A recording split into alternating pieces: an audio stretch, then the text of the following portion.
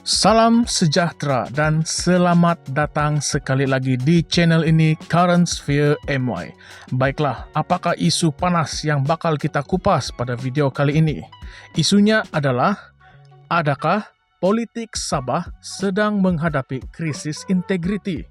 Sabah, negeri yang sering menjadi medan perebutan kuasa politik, kini berhadapan dengan satu lagi episod penuh ironi dan kontroversi. Sebelum ini, Gabungan Rakyat Sabah GRS sering dikecam kerana kemelut dalaman serta tuduhan skandal rasuah yang menghakis kepercayaan rakyat. Situasi ini menyebabkan Barisan Nasional mengambil langkah menjauhkan diri. BN secara terbuka menolak kerjasama penuh dengan GRS kononnya atas alasan mempertahankan integriti dan menolak budaya rasuah.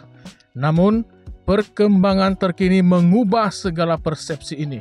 Salah seorang pemimpin utama BN, Datuk Seri Bung Mokhtar Radin, bersama istrinya Datin Seri Zizi Izzet Abdul Samad, diperintahkan oleh Mahkamah Rayuan untuk membela diri atas tuduhan menerima rasuah berjumlah 2,8 juta ringgit. Kes ini melibatkan kelulusan pelaburan 150 juta ringgit oleh Felkra Berhad dalam unit amanah Public Mutual Berhad, di mana Bung Mokhtar ketika itu merupakan pengerusi, bukan eksekutif Felkra. Keputusan Mahkamah Rayuan ini mengetepikan keputusan Mahkamah Tinggi sebelum ini yang membebaskan pasangan tersebut. Panel 3 hakim menyatakan bahawa semakan yang difailkan oleh pasangan itu di Mahkamah Tinggi sebenarnya adalah seperti rayuan terselindung yang mengganggu proses perbicaraan. Akibatnya, kes ini dikembalikan ke Mahkamah Session dan pasangan tersebut kini harus membela diri terhadap tuduhan tersebut.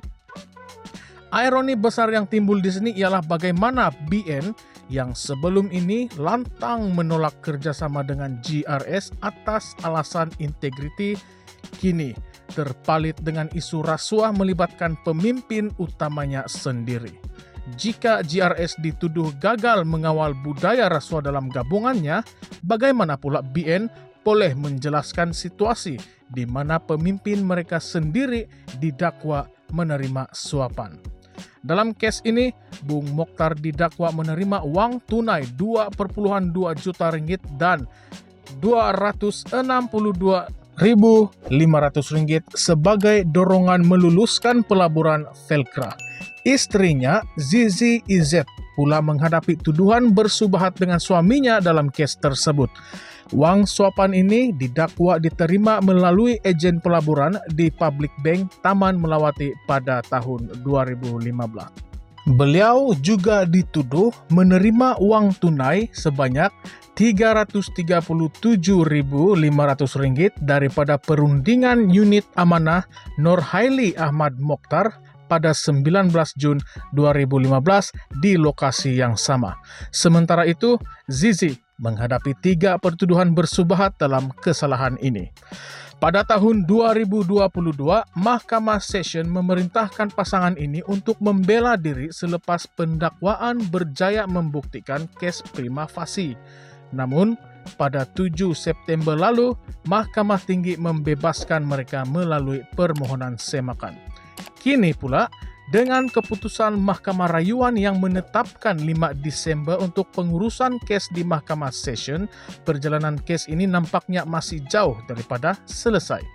Keputusan ini juga mengundang persoalan besar tentang keadilan dan integriti dalam sistem perundangan Malaysia.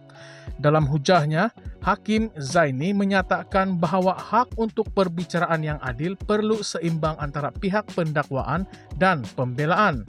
Beliau turut menegaskan bahawa keputusan prima facie bukanlah akhir, tetapi titik penting yang memerlukan analisis menyeluruh terhadap keterangan saksi dan bukti sebelum sebarang sabitan dibuat. Namun, bagaimana rakyat melihat perkara ini? Adakah keputusan Mahkamah Rayuan ini satu langkah ke arah keadilan atau ia mencerminkan tekanan politik sebalik sistem perundangan? Bung Mokhtar bukan sahaja seorang pemimpin politik tetapi juga simbol kepada pergolakan antara BN dan GRS di Sabah. GRS yang berusaha membina image bersih dan pro-rakyat kini berada dalam dilema besar. Hubungan mereka dengan BN yang sering dikaitkan dengan skandal boleh menjejaskan reputasi dan sokongan rakyat. Dalam konteks pilihan raya negeri Sabah yang semakin hampir, kes ini pastinya akan digunakan oleh pembangkang sebagai peluru politik. Mereka boleh mempersoalkan integriti pemimpin BN dan hubungan rapat GRS dengan gabungan tersebut. GRS perlu bersedia dengan strategi untuk mengurus persepsi rakyat, sama ada melalui tindakan tegas atau menjauhkan diri daripada pemimpin yang terpalit dengan kontroversi. Kes ini juga menimbulkan persoalan besar tentang Velcra, sebuah agensi yang bertujuan membantu masyarakat luar bandar. Bagaimanakah rakyat dapat meletakkan kepercayaan kepada agensi seperti ini jika ia terus terpalit dengan isu rasuah? Akhirnya, persoalan yang lebih besar, bagaimana kita sebagai rakyat dapat memastikan pemimpin yang kita pilih benar-benar berkhidmat untuk kepentingan rakyat dan bukan kepentingan pribadi. Kes ini memberi peluang kepada rakyat Sabah dan Malaysia untuk menilai semula siapa yang mereka mahu sebagai pemimpin.